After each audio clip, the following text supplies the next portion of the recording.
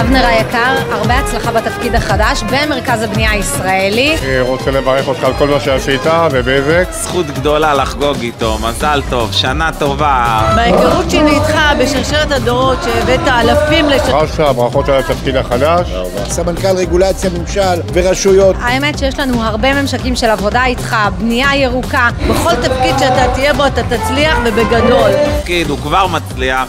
אנחנו אוהבים אותו מכל הלב. אני אומר, הבחירה הנכונה היא האיש הנכון במקום הנכון. איש החסד העצום, ברכות על התפקיד החדש. תאמין לי, מאז שנכנסת למרכז הבנייה אני לא רואה לו יום לא לילה, כל היום פגישות עם ראשי ערים, שרים, יש לך קשרים, יש לך יכולות, אתה מבין בכל העולמות. משוכנעת שתעשה חיל כמו תמיד. כמו שעשית עד עכשיו את כל התפקידים. אין מישהו שעושה את זה יותר טוב ממך. ובכלל, להביא את ישראל להישגים חדשים. אין, אתה הכנסת אנרגיה טובה, את היהדות שלך, את אהבת האדם שבך.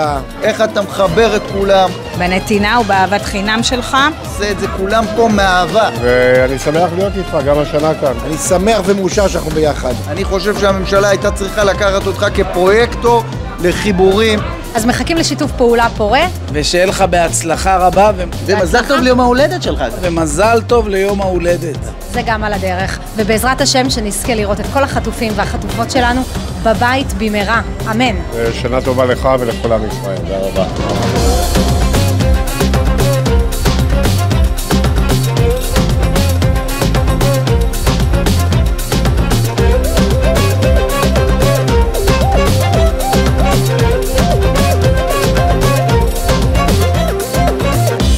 אבנר היקר, אח שלי, מזל טוב, ליום הולדת, ברכות לתפקיד החדש, הרבה הצלחה, אוהב אותך.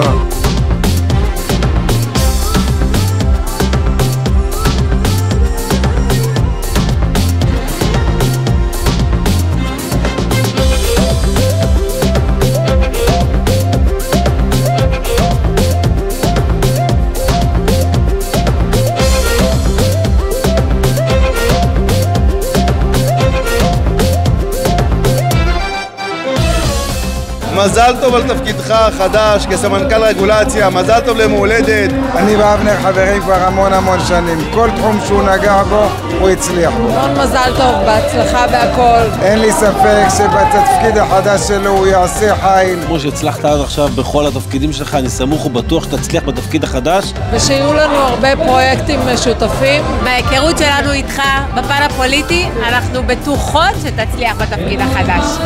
ואנחנו איתך לכל משימה, אוהבים אותך מאוד, אבנר.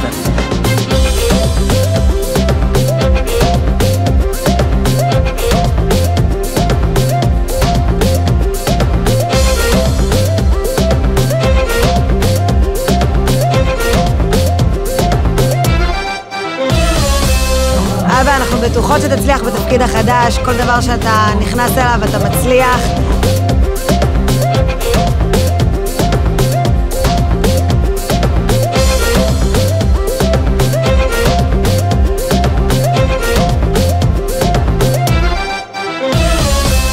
אז קודם כל ברכות, פעמיים.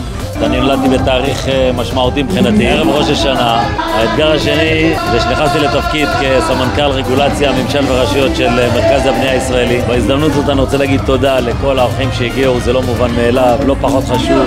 זה החוסן הלאומי שלנו, וליום ההולדת שלי אני מאחל, באמת, החטופים והחטופות ישובו לביתם. הצלחה מלאה לחיילי צה"ל וכוחות הביטחון ושנה טובה באמת לעם ישראל.